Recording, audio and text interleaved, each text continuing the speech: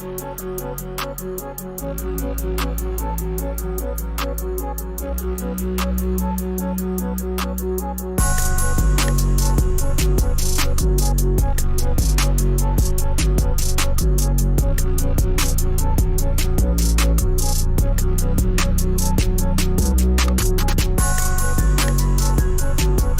showtime. It's the pre-party with Jay Cal. We are professional wrestling.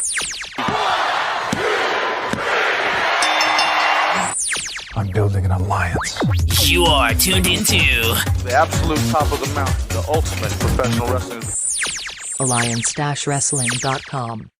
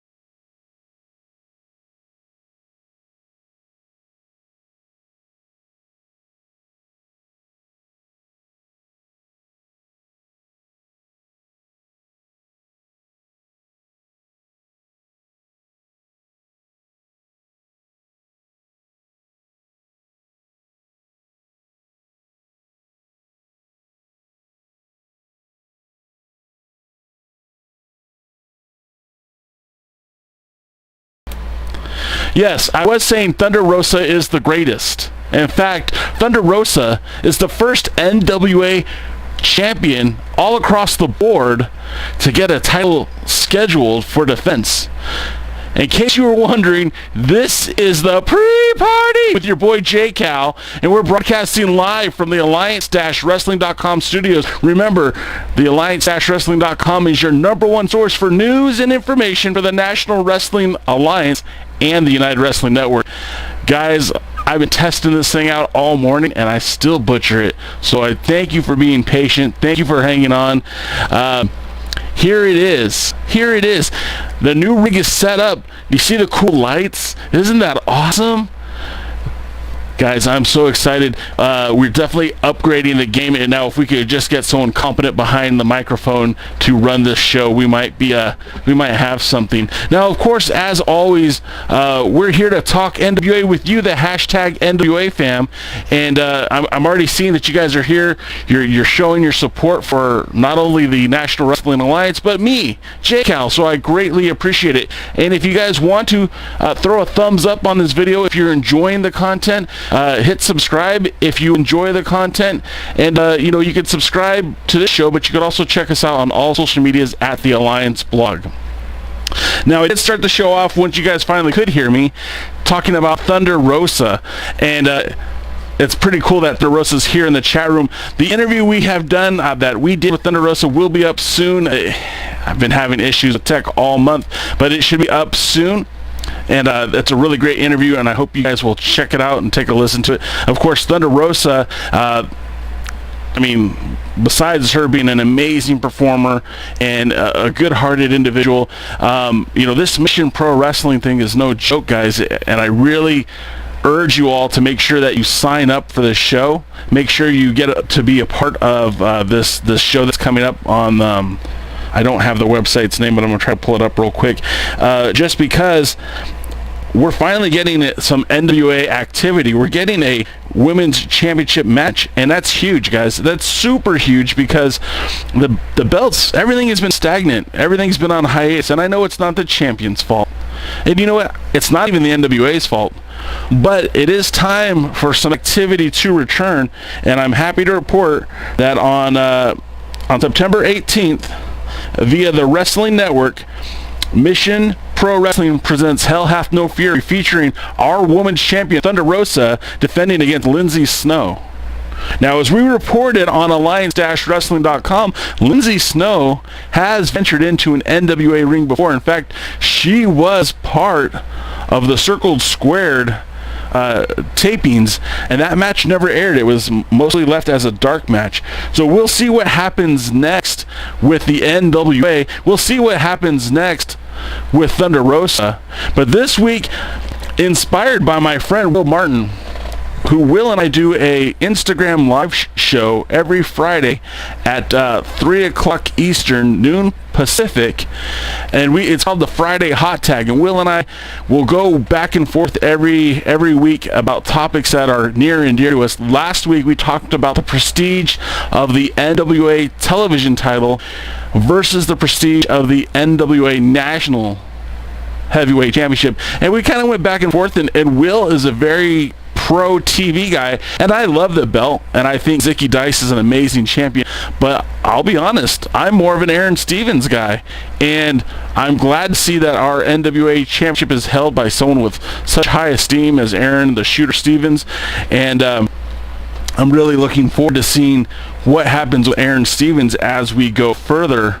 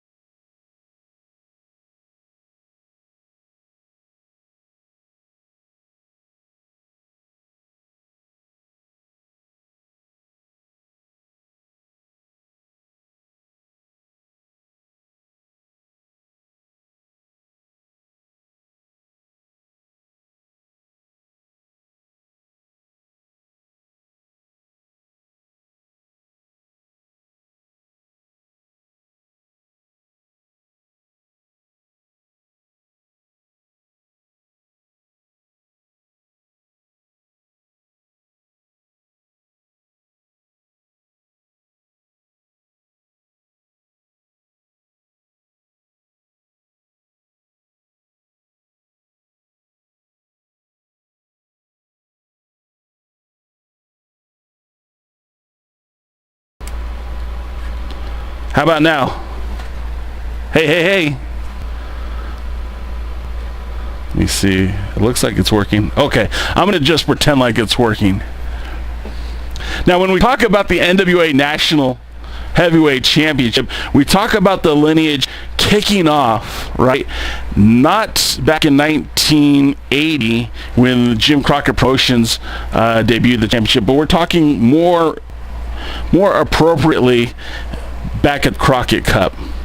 Let me see here. So yes, prior to the National Wrestling Alliance being purchased by Billy Corgan, the last recognized NWA National Champion was the Tokyo Monster Kahagas. Kahagas is a bit of a triple crown, having held the World Championship, the National Championship, and the North American Championship. But after 385 days, nearly an entire year, or more than a year, I should say, the NWA chose to crown a new champion. Now, this was the first champion that they crowned.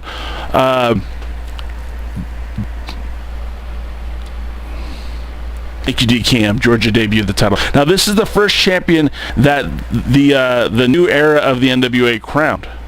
Because remember, this was the 70th anniversary show, and they had the oddly four-man elimination match, which featured great talents like Paro, Sammy Guevara, Scorpio Sky, Colt Boom Cabana, Jay Bradley,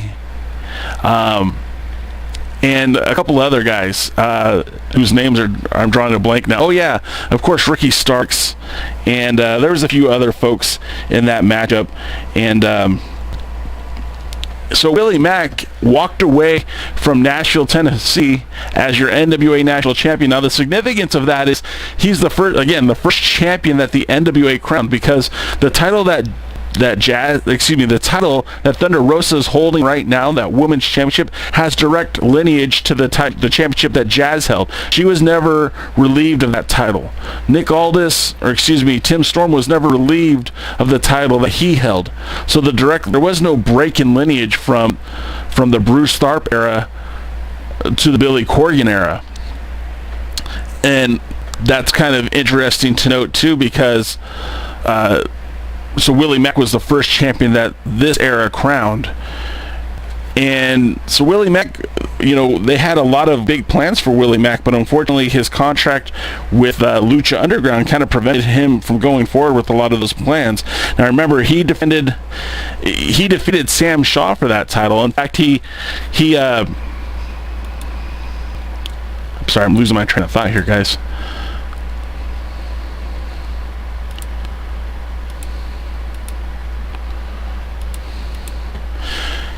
Willie Mack won the NWA national title at the Nashville 70th anniversary show while he was still the House of Hardcore TV champion, and prior to that he had just lost the he was stripped of the he was the Championship Wrestling from Hollywood TV champion until he was stripped of that title shortly after winning the National Heavyweight Championship.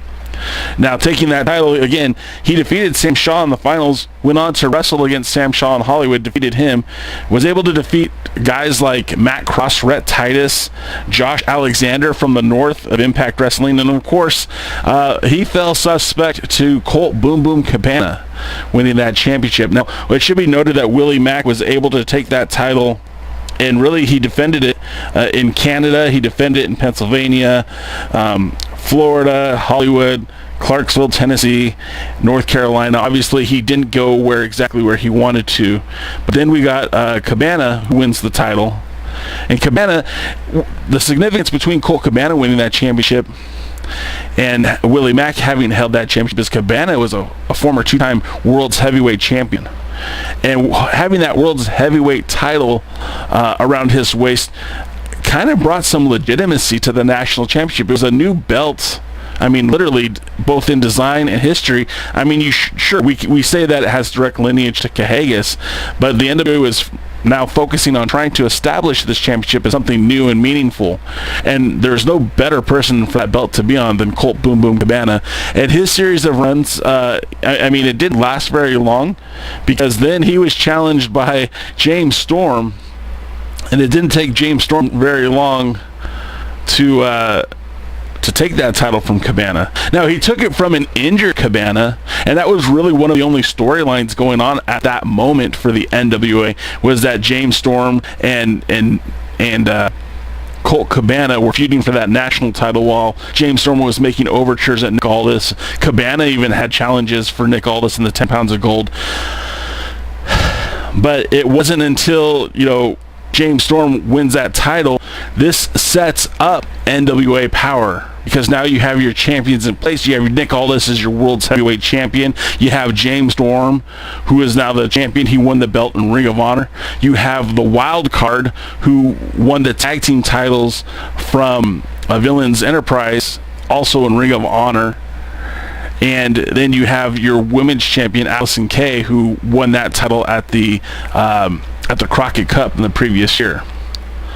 So you have this set up for NWA Power. Now the feud that we get is we still have Cabana and James Storm shooting over that NWA National Heavyweight Champion, with both of them making overtures to our World's Heavyweight Champion, Nick Aldis, the National Treasure. Now the belt doesn't really travel much now that it's on Cabana and on James Storm. A few defenses in Ring of Honor, and really that's about it. We don't really see that belt travel too much outside of that. Of course, James Storm famously only defended the title. he had a time limit draw with Colt Cabana. Excuse me, that's Colt Cabana's reign. Excuse me. So famously, he only had one title defense, and that was against Anthony Henry in Thornton, Georgia. So that belt never even left Georgia under James Storm's waist. So then Storm, again, in order to get an opportunity to wrestle Nick Aldis for that 10 pounds of gold, puts the belt on the line, ends up losing it to Colt Cabana, who again recaptures the world's national championship. I mean, do we call that a national championship? I sometimes forget. And Cabana is set. Cabana's our champ. And we start seeing overtures from Ricky Starks, who wants, I mean, he famously said in the promo, leather is his pleasure, but he's all about the gold. And he wanted a shot at what I believe we were going to see a shot against Colt Cabana until the introduction to the television title. And it was in a three-way match where Aaron Stevens was able to outsmart, out-hustle, and basically win that television title in the most dubious of ways. But he became our national champion. Now that title has sat vacant, right, since he won the belt. And his opponent, you know, again, there were overtures that maybe Ricky Starks would feud with Aaron Stevens. But as the TV title became more and more important in the NWA, it felt like Ricky Starks' biggest challenger would be Trevor Murdoch. Now that match was supposed to happen at the Crockett Cup, and that match did not happen because, of course, the Crockett Cup got put on hiatus. I see some of your comments, so I'll try to get to them in just a second here.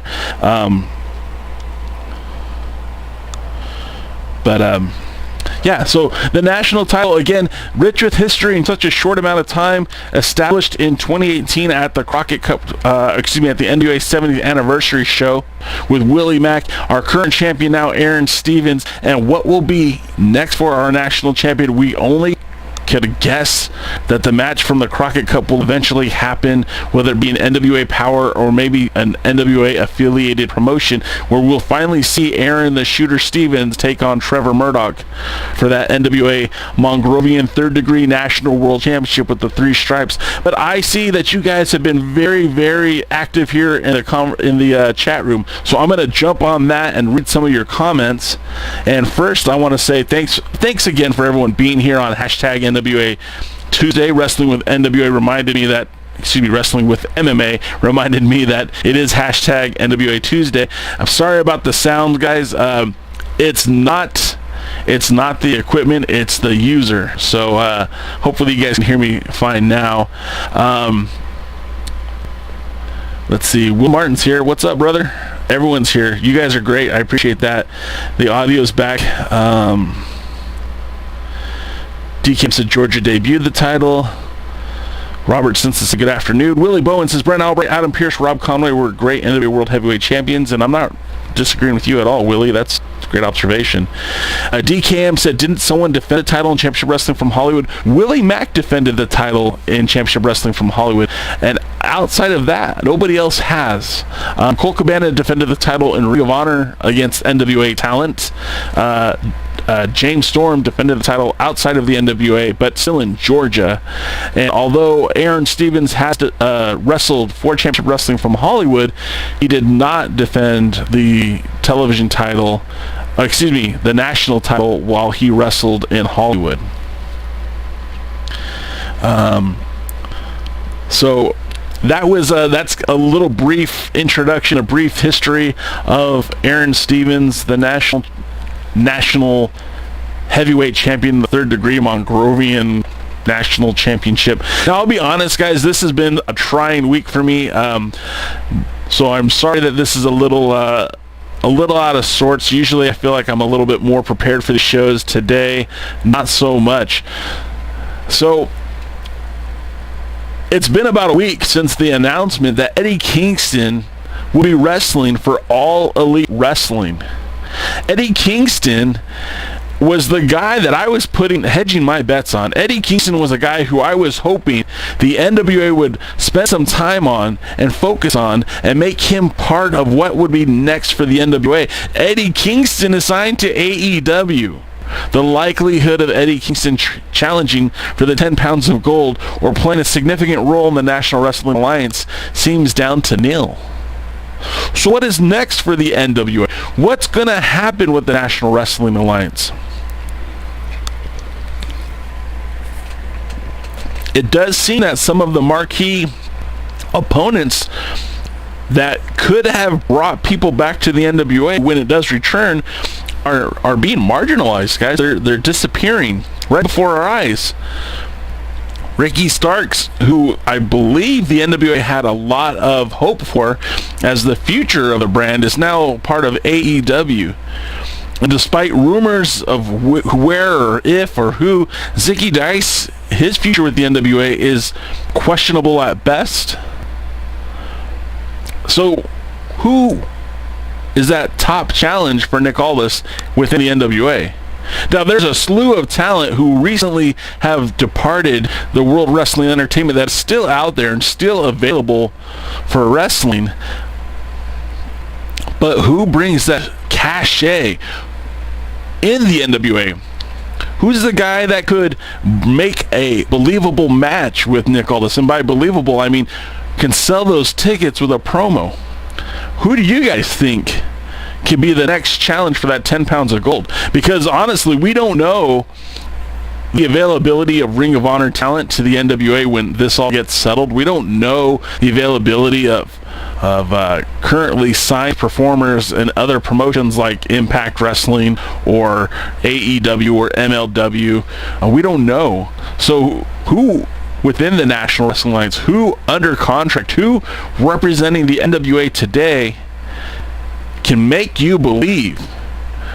Famously, Johnny Valentine once said, I can't make you believe that wrestling's real, but I can make you believe that I'm real.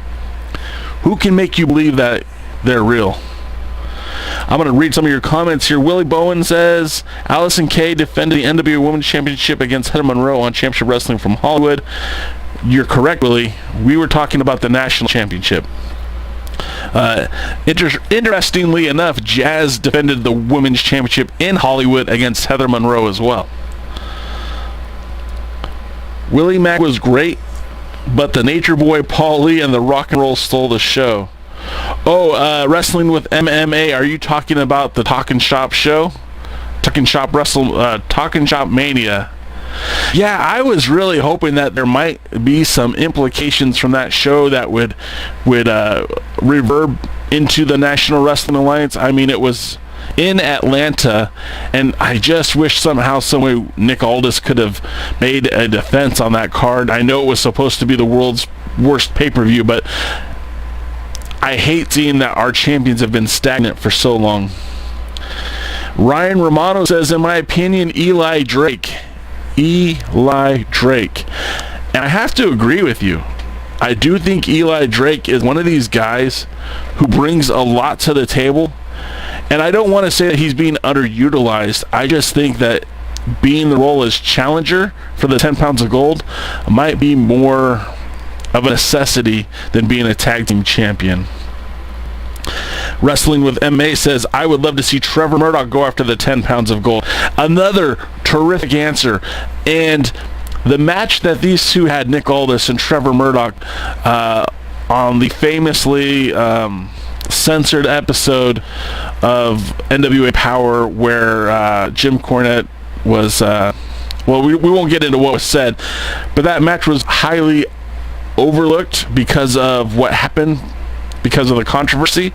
And if you guys go back, I think it was episode 7, maybe it was episode 6, but I think Trevor Murdoch and Nick Aldis had a great match. And he too is a guy who I think, wow, I mean, if given the opportunity to really become a challenge for that world's title, he could give Nick Aldis a run for his money. Absolutely, without a shadow of a doubt. One of the things that a friend of mine sent me today, and I think it's something that the NWA needs to think seriously about, they really need to consider, is that radio silence is becoming deafening. What I mean by that is, if you're a member of the NWA Patreon, then you are still taking part of the Zoom chats with the talent. They're still kind of producing content for you guys, which is great, which is fantastic.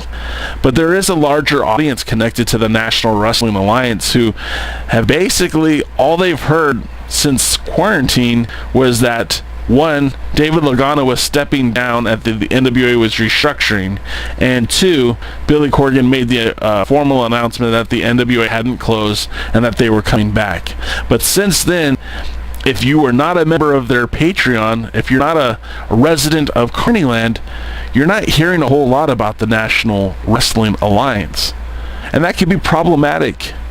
In a culture where awareness is currency, in some situations, the NWA has almost zero brand awareness right now.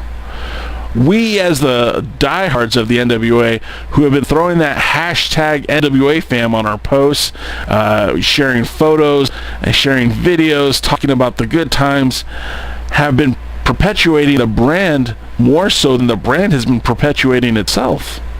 That's problematic. I think, at the very least, that should be concerning to the fans of the NWA. There was no reason for the NWA to start over with all of this. There's no reason for the NWA to start from scratch. And I feel like without producing any new content, hell, they're not even producing old content. There are ways to take content from the past and make it something worth watching, making something worth digesting, consuming.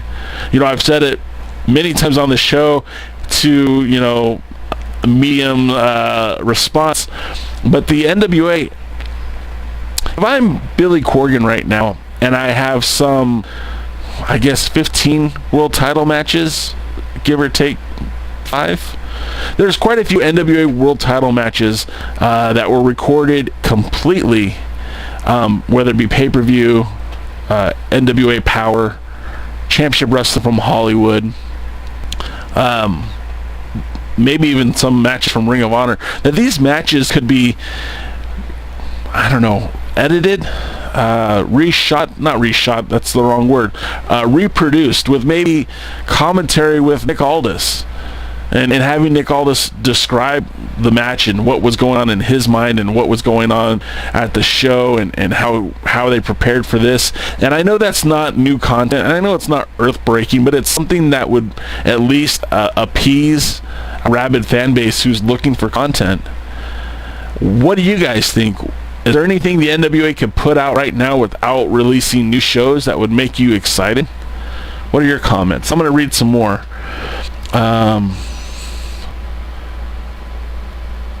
The story Trevor and Nick told in that match was fantastic. I agree. Sorry, guys. I didn't get aware of my broadcasting schedule. Dave Crimson and Aldis 2 would be awesome. Oh yeah, that's a good point. Crimson, he would be fun to watch as well. Thunder Rosa says, I will always do my part to keep the Burke alive. Thunder Rosa, you're part of the solution, obviously. I mean, with what Mission Pro is getting ready to do. I know you wore the belt down to SWE. I mean, I think a lot of us NWA fans will hope that the NWA might sanction a title match in SWE when you face Jazz. I think a lot of us would love to see that. I mean, I don't know what the plan is. I don't know what James Beard's thoughts are on having an NWA title match on SWE. Obviously, I think that would be a benefit for everyone, but if not, at least you representing the NWA and holding that crown while wrestling for them is certainly carrying the torch, carrying the brand right now, guys. And this is, I mean, it's actually quite fitting that Thunder Rosa is the most active NWA wrestler right now, period. And Wrestling the MMA says that's because Thunder Rosa is a true champion. 100%, no one's doubting that. DKM says that some kind of regular updates would be nice.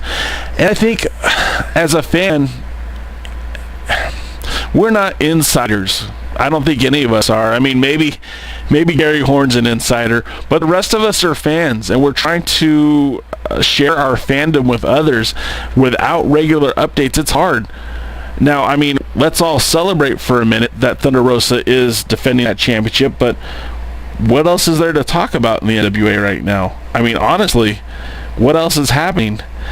Because after Eddie Kingston gets signed to AEW, there's nothing else going on. But I digress. Thunder Rosa, great article in the October PWI issue. I'm bringing you a few issues to sign when I come to support you at Mission Pro. And that's pretty cool that Dr. Rob Stinson is going to make his way to the to Texas to be at that title defense. I think that's pretty awesome. So my hat off to you, Dr. Stinson, and you know, that's really cool. So again, you know, there's an old adage that says no news is good news, but if there's nothing happening, it's going to be hard for the NWA to recapture that fan base. Let me take a drink real quick.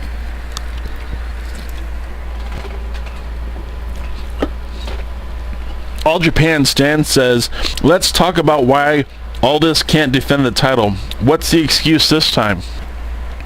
So I hear that, and I'm torn, because I know that Nick Aldis is a great champion. I don't question that. I know that Stan isn't a huge fan of Nick Aldis, but let's face it, defending that title on 4 different continents, nothing short but of amazing. Defending that title on 4 different continents, it's huge. You can't take that away from Nick Aldis. But the WWE has continued to produce content, live events. AEW has found a way to continue to produce live events. Hell, New Japan Pro Wrestling is producing live events here in the United States, in Southern California. In fact, in Ocean View Pavilion. And we've said this before on the show. David Marquez is literally producing these New Japan Pro Wrestling events in Ocean View, at the Ocean View Pavilion in Port Hueneme, California. What is preventing the NWA from doing the same? It's hard to make the cognitive effort to say, well, everyone else is... Let me rephrase that. With the NWA taking this hiatus, they're watching the competition grow stronger. We're watching other brands develop more talent, getting more TV time. And similarly, the NWA could be producing events in a safe environment, in empty arenas, without fans. It doesn't have to be NWA Power. It could be a showcase of champions. It could just be matches that we've wanted to see. It could be a pay-per-view or a YouTube or whatever. But the bottom line is, without anything, without any new content, it's getting harder and harder to support a brand. Now, I do believe that that things will be changing soon. And I don't have any facts. I have nothing to back it up with. But I think what David Marquez has been teasing and hinting about the United Wrestling Network may impact the NWA. Now, I don't have anything to show you. I don't have any proof. But if David Marquez is going to start producing a different show that's not Championship Wrestling from Hollywood, that's not Championship Wrestling from Arizona, I think at the very least there's an opportunity to showcase some of our world champions from the National Wrestling Alliance, including Nick Aldis, including James Storm and Eli Drake, including Thunder Rosa. There's an opportunity.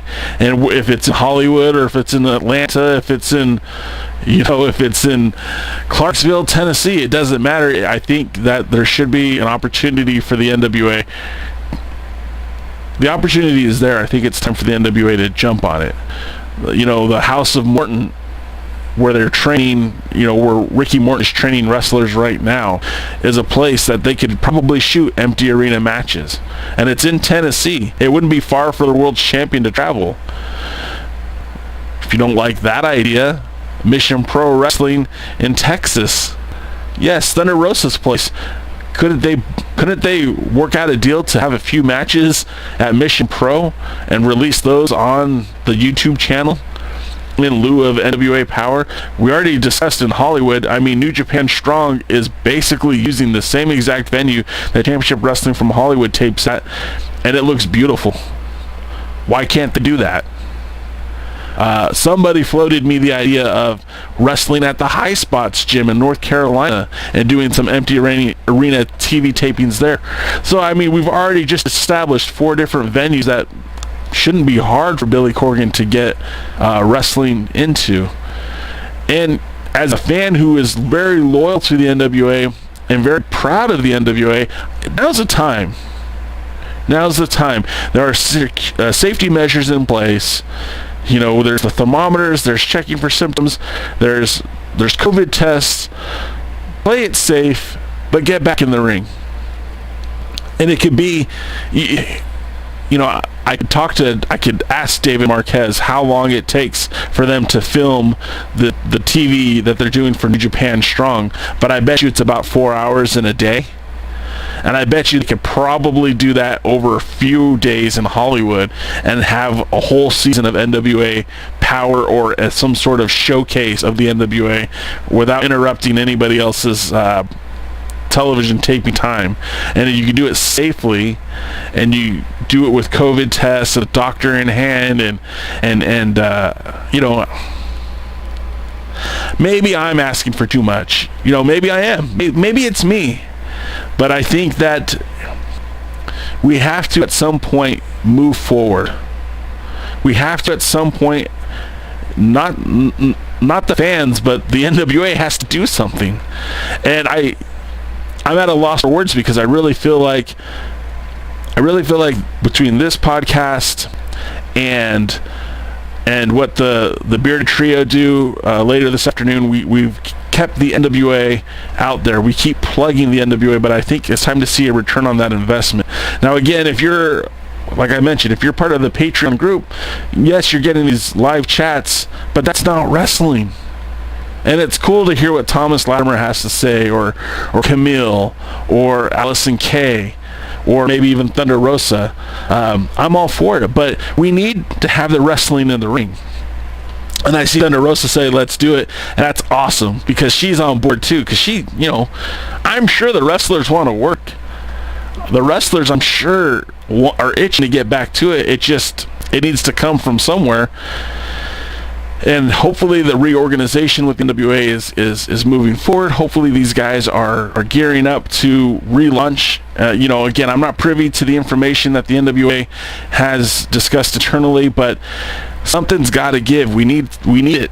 We need it, Billy. We need it, NWA. We need to see more wrestling. So more of your comments. I'm just going to go through here. Let's see. Dave says, maybe do best of shows featuring NWA talent. I'm sure some talent have some video of older matches. An hour of Thunder Rosa matches would be great. I mean, more Thunder Rosa and less of us would be a good thing. Willie Bowen says, All Japan Pro Wrestling would be a great affiliation with the NWA. I don't disagree with that either. DKM says, Kingston is a big loss just after challenging Aldis.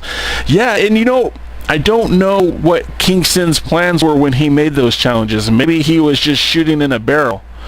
But, you know, he made a challenge to Zack Sabre Jr. of New Japan Pro Wrestling. He made a challenge to Cody Rhodes, and he made a challenge to Nick Aldis.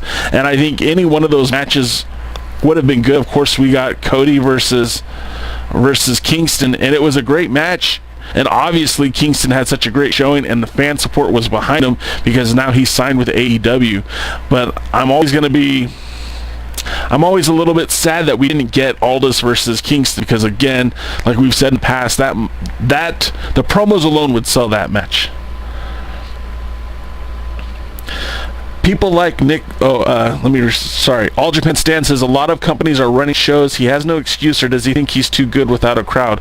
Stan, I don't think that's what it is. I think part of it is, he's waiting for what the NWA has planned. I think that's all it is just waiting for the go-ahead from Billy to see what's next. I don't think it's that he doesn't want to get in a ring. Because, again, these guys, I don't think anyone becomes a wrestler with the idea of, like, I just want to sit at home. I think they all want to be in a ring. I mean, Thunder Rosa's here.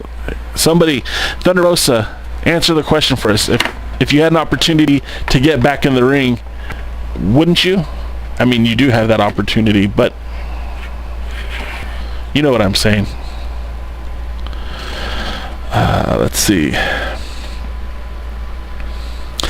Ryan Romano says, people like Nick Aldis and Thunder Rosa defend their championships every day of their lives. Being a champion isn't just about showing up to perform between the ropes and cut promos. It's a lifestyle. I mean, Ryan, okay, that's a great point. That's 100% a great point. But at some point, it's not just about the promos. It's not just how you carry yourself. It's not just appearing on Busted Open Radio or the High Spots Garage Sale. It's literally getting in the ring, and that's what has to happen. I'm not saying that Nick Aldis doesn't want to get in the ring. I'm not saying that Nick Aldis isn't capable of getting in the ring and defending the NWA and making sure that the legacy of the 10 pounds of gold is intact and carrying those 3 letters on his back. I'm just saying it just needs to happen. Let's see. Ryan Romano says Thunder Rosa is structuring Mission Pro Wrestling as a women's wrestling organization with all the talent, commentators, and others workers being women.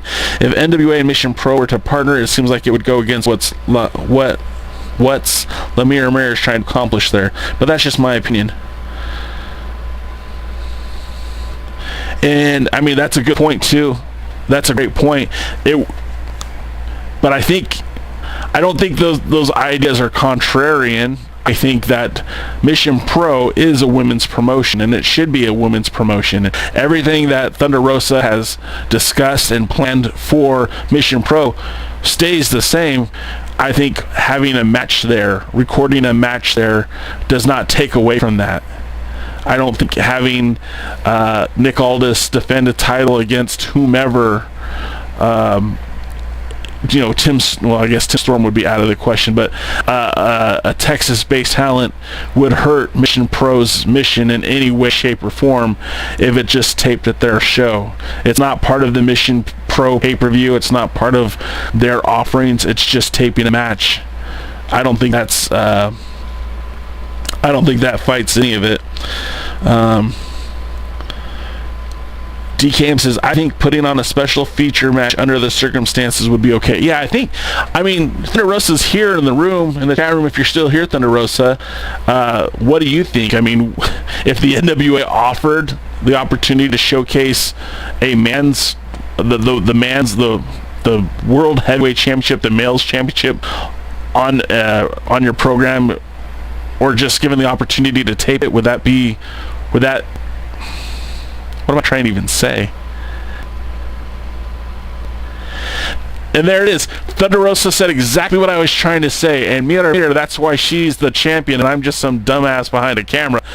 Just tape the show at their show. Problem solved.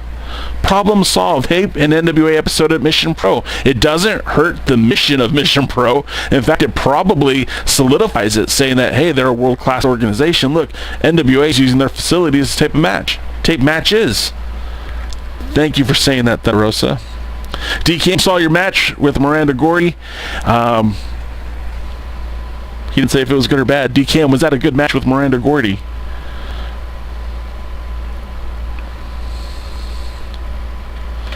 All right, so everyone's in agreement then. We're going to have the next NWA Power TV tapings at Mission Pro Wrestling. Billy, book it. You can call. What am I even saying here? What am I even saying? You guys are great. This has been a train wreck, but Thunder Rosa joined us, which is pretty cool. I feel like maybe we made it because Dr. Stinson's here, so we have a doctor in the house. We have a world champion in the house. I mean, how could this show get any better? maybe next week, I plan a little bit more content. But I do want to thank you guys for being a part of the show. We made 48 minutes, and to me, that's a success. So I do appreciate you guys checking us out. Like I said, there will be a Thunder Rosa interview to premiere soon. Now, we put it up on Twitch, but it was the incomplete version. You can check it out on Twitch if you're antsy, or you can see the debut here. It'll be fun. It should be fun. What are your guys' thoughts right now about wrestling in general? What are you guys thinking? Hey, Ryan, first of all, brother, you don't need to apologize, because this is a group of friends here. We're talking about the NWA. We're talking NWA with the NWA fam. There's no reason to apologize. It's just this whole debate on what we should do, what should happen. It's just about trying to get on the same page, and we all have different ideas.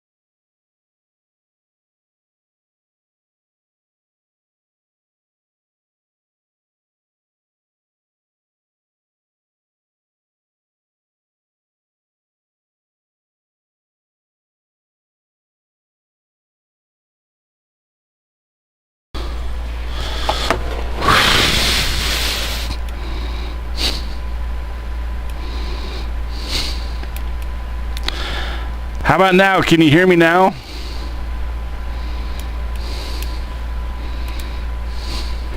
How about now? Can you hear me now?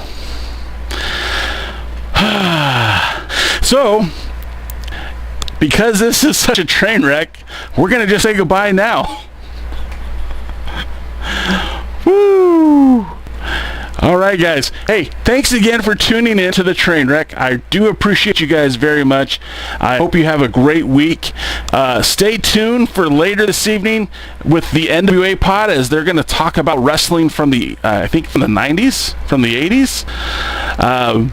I'm not exactly sure what they're going to talk about, but I love those guys. Gary Horn, Robert Stinson, and Wil Martin, bunch of great dudes. I hope you'll check them out. Of course, on Friday on Instagram Live, check out me and Wil Martin as we do the Friday hot tag. I'm not sure what we're talking about just yet, but you better believe we're going to be debating something. And thank you for Thunder Rosa for being a part of the show today. It truly means a lot when a women's world champion just even acknowledges that we have a show going on here. So I do appreciate that, Thunder Rosa, and I do appreciate you guys checking us out. Again, you can follow us on all social media at the Alliance Log. And if you feel very sympathetic towards your boy Jay here, a thumbs up would be appreciated. If you haven't subscribed already, please do so. And again, that would mean the world to me and us here at the Alliance Log.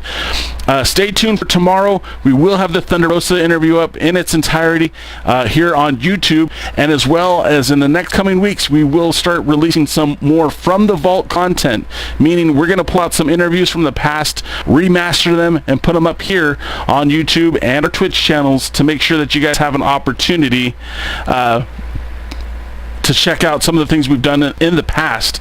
And of course, the last thing I want to plug is the World Junior Heavyweight Championship retrospective. We're looking at the history of the NWA World Junior Heavyweight Championship. Myself, DKM, who is here in the chat, and as well as former World Junior Heavyweight Champion Kevin Douglas. We talk about the World Junior Heavyweight Championship. We've got about 3 hours in, and it's going to be a lot of fun stuff. I hope you guys will check out all of that. Plus, if you stay tuned to our Twitch channel, you'll see some more of our previously released content in a new updated format. Make sure you stay tuned for that.